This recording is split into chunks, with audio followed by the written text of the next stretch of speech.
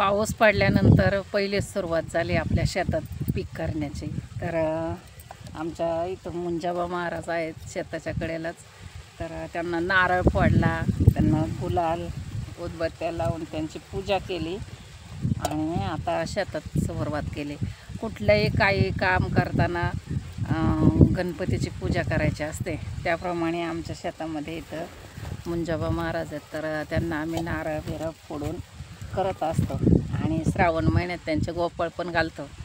तर आता पहिलं काय लावायचं असतं, काय करू द्या शेतात, पहिलं धन, आपण काय म्हणतो धन, मग ते धन आहेत म्हणजे कोथिंबीर। पहिली कोथिंबीर लावायची, थोडीशी का होईना पण टाकायचीच। मेथी कोथिंबीर आपल्याला घरी भाज्या खाण्यासाठी। तर बघा मी एवढे मूग आणले तर अर्धा किलो, जास्ती नाही, पण म्हणजे इथं मूग पेरायचे, ह्या हळद लावली आहे ना याच्याकडेनेच मूग पेरायचे, म्हणजे तिथं रोपाला शेत तयार होईल। कारण आता हे बीड परभणी या बाजूला रोपं टाकली पण लोकांनी, पण त्यांच्याकडं रोगट पडत नाही। आपल्याकडं आपण पुणे जिल्ह्यामध्ये इथं कंपन्या प्रदूषण भरपूर असतं, त्यामुळे ना कांद्याला प्रदूषण सहन होत नाही लवकर केल्यावरती, आणि दिवाळीच्या आधी धुई पडते, पावसाने रोग पडतो जास्ती, आणि ह्याला थंड हवामान लागतं कांद्याला, आणि नंतर काढायच्या टायमात उष्ण लागतं की त्याच्यामुळे कांदे वळून येतात, म्हणून आम्ही रोप उशिरा टाकणार। तर श्रावण महिना भाद्रपदाच्या टायमात रोप टाकतात तर आमच्याकडं म्हणजे पहिल्यापासून, तर आम्ही तर याच्यापेक्षा लेट टाकत असतो, पण ह्या वर्षी थोडंसं लवकर करणार, नंतर पाण्याची जरा घाई असते म्हणजे कमी पडतं। तर बघा आता आम्ही ना केलं, आणले, आता सगळं आणले, हे बघा चवळी आणली, थोडीशी मेथी आणली, अजून वाटाणा, तर ह्या दिवसात नाही, पण मी याच्या टायमाला लसूण लावतो ना आपण, त्या टायमाला भरपूर वाटाणा लावित असते, म्हणजे विकायला नाही, खाण्यासाठी। तर घरी खाऊन पिऊन एवढा वाळून होतो की आपल्याला 12 महिने तो भिजवून कालवणाला याला होतो। तर हा वाटाणा, गवार आहे, सगळ्या बिया आणल्यात बघा मी आता थोडे गावरान गवारीच्या बिया, कारलं, आणि कारलं, काकडीची पुडी, की आपल्यासाठी स्वतःसाठी तरी हे करायचं, आणि याच्यावरती कुठलंही केमिकल फवारत नाही। जे आपण थोडं लावतो ना स्वतःसाठी, त्याच्यासाठी बिलकुलच केमिकल नसतं। जास्त लावल्यावर असं रोगाट पडलं की औषधही मारावीच लागतात, पण हे घरगुती खाण्यासाठी 4-2 झाडांना कोण नाही मारत। आता समजा आपल्याला घरी खाण्यापुरती काकडी, दोडका, भोपळा, सगळ्याच्या बिया आणल्यात, पावटा, अगदी आत्ता पावटा लावला ना की तो पार दिवाळीच्या नंतर चालू होतो, म्हणजे संक्रांतीच्या टायमाला। आता या बीड परभणी साईडला लोकांनी कधीच पेरले आणि पाऊस नाही आहे तिकडं, मुळातच कमी पाऊस पडला, त्याच्यावरतीच त्यांनी पेरलं, आणि मग आता हे दुबार पेरणीचं संकट येतं।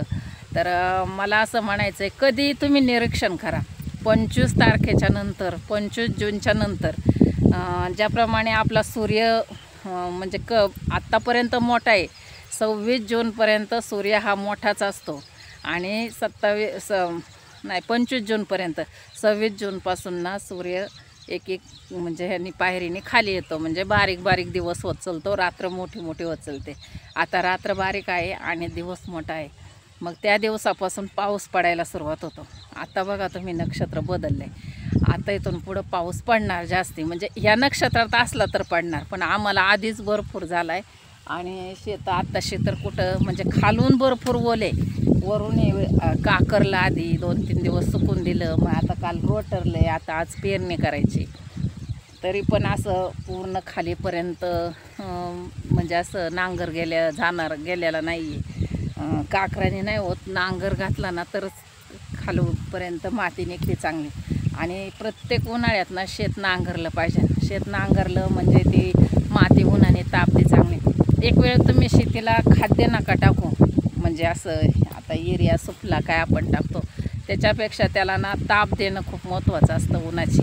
ऊन लागलं ना 1-2 महिने जरी शेत आपलं तापलं ना चांगलं उन्हाने, मस्त माल येत असतो। तर आमचं शेत यावर्षी तापलं नाही, आम्ही बाजरी केली होती, बाजरी काढली 30 एप्रिलला, म्हणजे 30 एप्रिलच्या आधी त्याच टायमात काढली, आणि जी पाऊस चालू झाला ना तर आजपर्यंत पाऊसच होता. म्हणजे आता एक 8 दिवस झाले उघडलाय, मग तरी येतात. आता बघितलं ना कसली पाळी आली जोरात.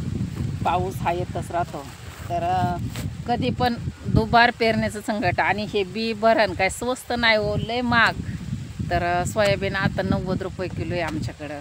तर तुम्हाला सांगायचं म्हणजे आता ही खालती कपाशीच्या बिया इतक्या महाग असतात.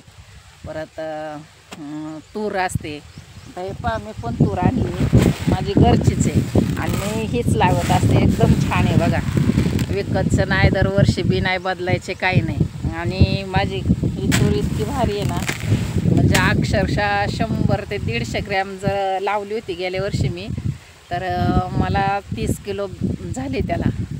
म्हणजे 150 ग्रॅमला 30 किलो तुरी झाल्या. तर माल येण्यावरती आहे, कीड नाही पडली पाहिजे, काही नाही. माल जर चांगला आला ना तर चांगलं येतं. तर आता चला ट्रॅक्टर येणार आहे, घेऊया पेरून.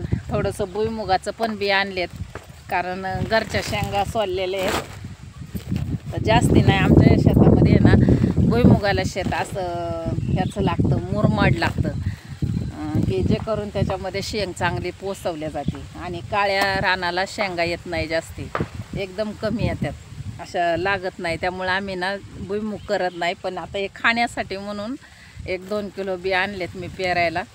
तर चला आता ट्रॅक्टर येतोयच आहे, आपण घेऊन. आमच्या वावरात आला ट्रॅक्टर. आता बैल जोड्या राहिल्याच नाही इकडच्या भागाला. बैलाने कोणी पेरणी करत नाही. बैल सांभाळाय नको म्हणतात लोक, कारण त्यांना 12ही महिने खाद्य घालावंच लागतं. तसं ट्रॅक्टर जेव्हा पाहिजे तेव्हाच त्यामध्ये पेट्रोल डिझेल टाकून तो चालवता येतो. त्यामुळं ट्रॅक्टरच्याच सगळे हे चालू आहे सध्या. असं बैलांनी कोणा आउतकाठी करतच नाही. तर बघा आला ट्रॅक्टर.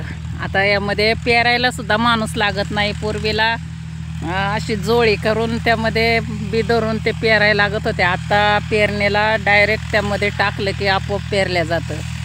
तर चला आता आपण बी घेऊन जाऊया तिकडं.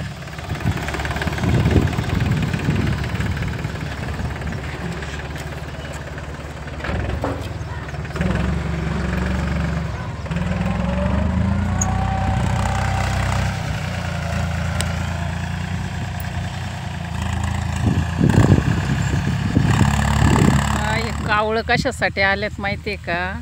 शेतातले गांडूळं उन्ह्या असतात ते घेण्यासाठी आलेत. आणि पाणी धरताना बगळं असतात, तर बगळं बेटकुळ्या खात्यात. आणि कावळं असं गांडूळ कुठं उन्नी दिसली की लगेच उचलून नेतात.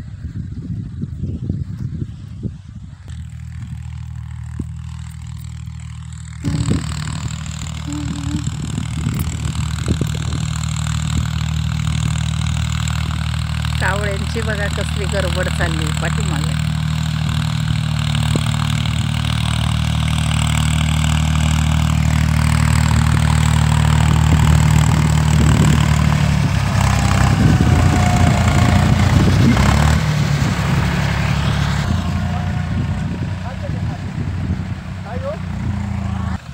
खाद्य संपलं त्यातलं, आता खाद्य टाकीत एक गोण आणले.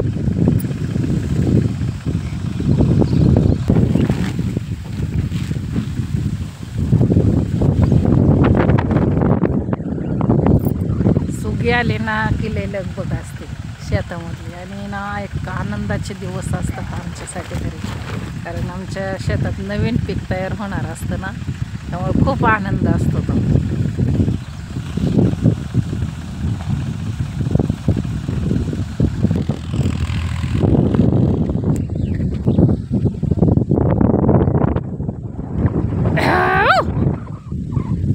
बघा